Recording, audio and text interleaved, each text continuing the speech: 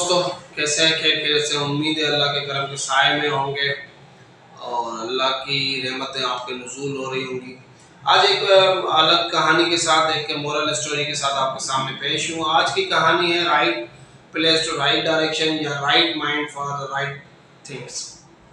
آج کی اس ویڈیو میں اوور ویو دینے سے پہلے ایک کہانی آپ کو سنانا چاہوں گا۔ ایک دفعہ کا ذکر ہے کہ کسی ایریا میں کوئی بادشاہ تھا، اس نے اعلان کروایا کہ جو بندہ انوکھی خوبی رکھتا ہوگا اس کو انعامات جواہرات دیے جائیں گے اور اس کو بادشاہی محل کا حصہ بنا دیا جائے گا اور اس کو وزارت عطا کی جائے گی۔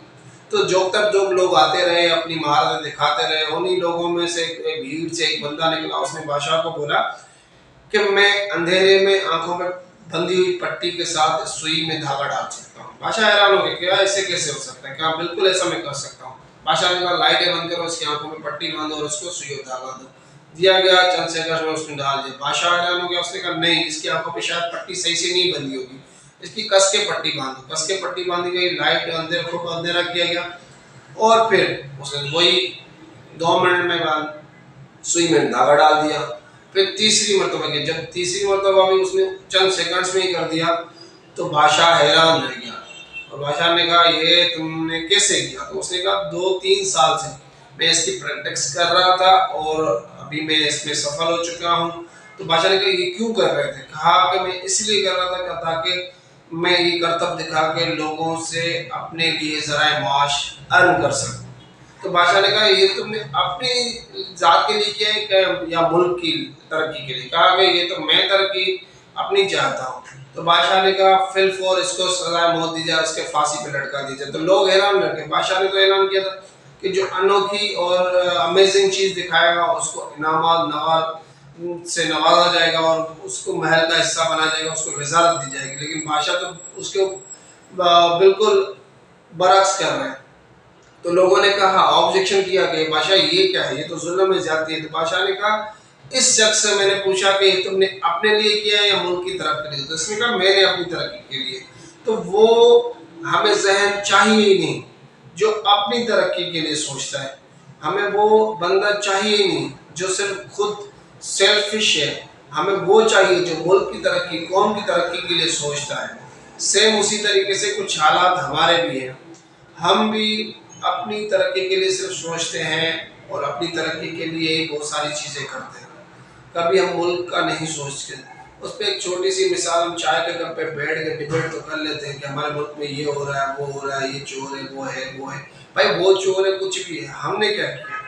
صرف چائے کے کپ کے اوپر ڈسکس کرنا ہے یا جو ہے اس کے اوپر ایکشن لینا ہے۔ ہمارے ایریا میں اگر کوئی سڑک بن رہی ہے، ہم بیٹھ کے کہتے ہیں یار ٹھیکیدار چور ہے یار، اوپر سے اس نے حصہ دیا ہوا ہے، اس کو بھی تو بنانا ہے، یہ کرنا ہے، وہ کرنا ہے۔ کیوں بھائی؟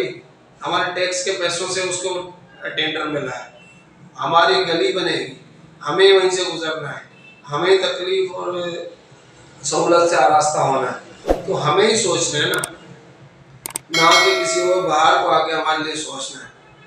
تو اپنے ذہن کو، اپنی صلاحیتوں کو ملک کی ترقی کے لیے استعمال کریں، نہ کہ صرف خود ذات کے لیے۔ اگر آپ دوسروں کا سوچیں گے تو آپ کا تو بھلا ہوگا ہی، اور دوسروں کا جب بھلا کریں گے تو آپ کا آٹومیٹکلی بھلا ہو جائے گا۔ جس کے مثال کے طور پر ترکی کی مثال ہے، ترکی میں جب ڈالر شارٹ کیا گیا تو عوام نے حکومت کے کہنے پہ ڈالرز کو جلایا تاکہ ان کی کرنسی اسٹرانگ رہے، اور ہمارے ہاں اس کے برعکس ہوتا ہے۔ ہم کیا کرتے ہیں، جب دیکھتے ہیں مارکیٹ کا اندازہ لگتا ہے کہ بھائی ڈالر مہنگا ہونے لگا، ہم اپنے پاس ریزرو کرنا شروع کر دیتے ہیں تاکہ ہم پیسے کما سکیں، لیکن ہم اپنے پیسے کمانے کے چکر میں ملک کی معیشت کا سارا پٹھا بٹھا دیتے ہیں۔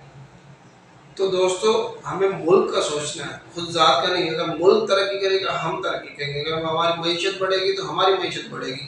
ملک اگر امیر ہوگا تو ہم امیر ہوں گے، ملک اسٹرانگ ہوگا تو ہم اپنے فیصلے خود کر سکیں گے، محتاج نہیں ہوں گے، IMF کے بس نہیں جانا پڑے گا، یا کسی سے ڈونیشن نہیں لینا پڑے گا، یا در در بھکاری بن کے نہیں گھومنا پڑے گا۔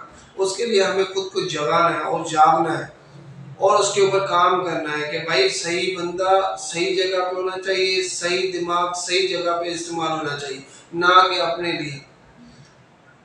تو اس بادشاہ نے اس کو کیوں قتل کروایا؟ اس لیے قتل کروایا کیونکہ وہ خود اپنی ذات کے لیے سوچ رہا تھا اور کیوں قتل کروایا؟ کیونکہ ذات کے لیے سوچ رہا تھا، اس نے ملک کی ترقی کے لیے نہیں سوچا. ہم بھی آج کل کچھ ایسا ہی کر رہے ہیں، اپنی ذات کے لیے سوچتے ہیں، ملک کی ترقی کے لیے نہیں سوچتے. تو اگر جو میں میسیج آپ کو اس ویڈیو کے تھرو پہنچانا چاہ رہا تھا وہ یہ تھا کہ ملک کا سوچیں، اپنا نہ سوچیں. اگر آپ کو بات اچھی لگے تو لائک شیئر لازمی کیجیے گا، اگر بری لگے تو سوری فار ڈیٹ. اللہ حافظ.